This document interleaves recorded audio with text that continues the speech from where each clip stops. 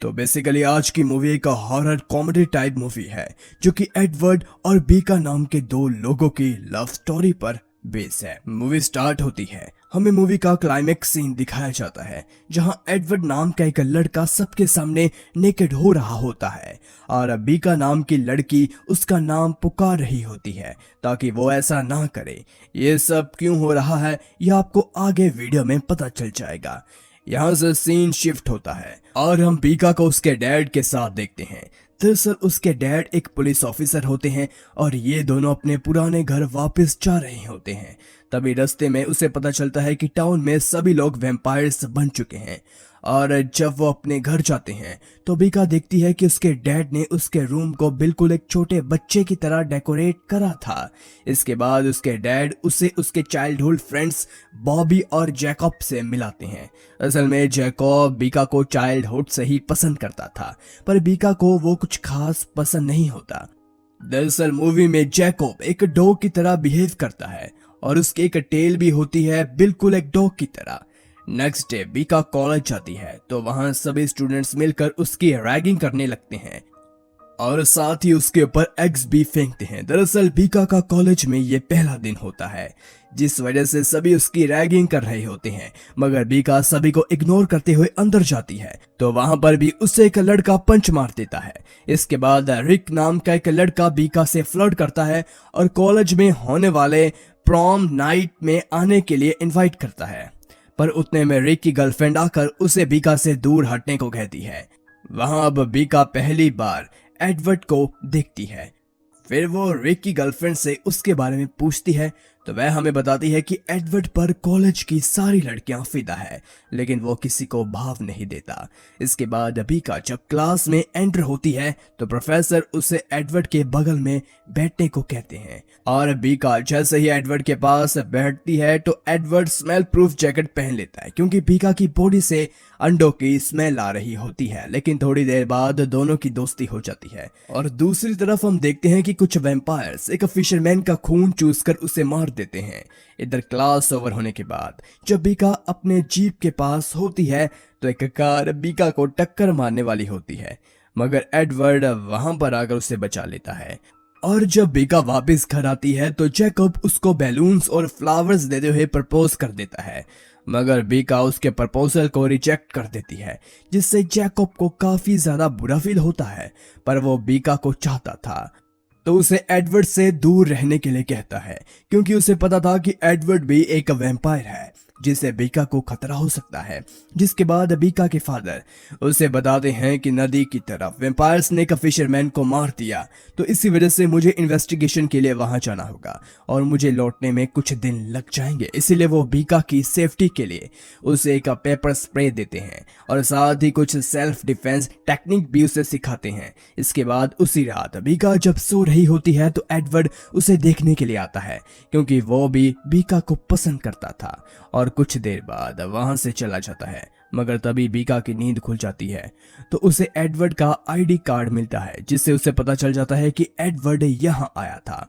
अगले दिन बीका और एडवर्ड कुछ पर्सनल बात करने के लिए एक जंगल में जाते हैं और वहां एडवर्ड अपना शर्ट निकालकर सनलाइट में खड़ा होकर बताता है कि वो एक वैम्पायर है और साथ ही वो बताता है कि वैम्पायरों को इंसान का खून पीना अच्छा लगता है पर मैंने अपनी भूख पर कंट्रोल पा लिया है और मैं दूसरे वैम्पायर की तरह बिल्कुल नहीं हूँ। जिसके बाद बीका बताती है कि वो उसे लाइक करती है।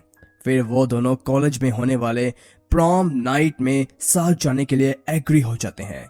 उसी नाइट एडवर्ड फिर से बीका से मिलने उसके घर आ जाता है तो दोनों एक दूसरे के साथ अच्छा टाइम स्पेंड करते हैं।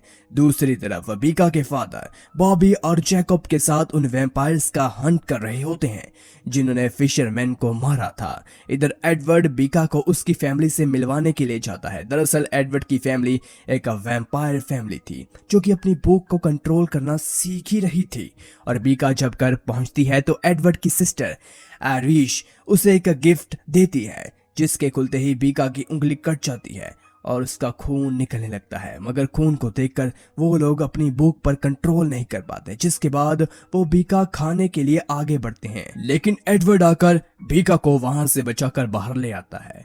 जिसके कारण एडवर्ड उसे बताता है कि हम एक दूसरे के साथ नहीं रह सकते क्योंकि मेरी फैमिली में सभी वैम्पायर हैं और वो तुम पर कभी भी अटैक कर सकते हैं, तुझे मार सकते हैं।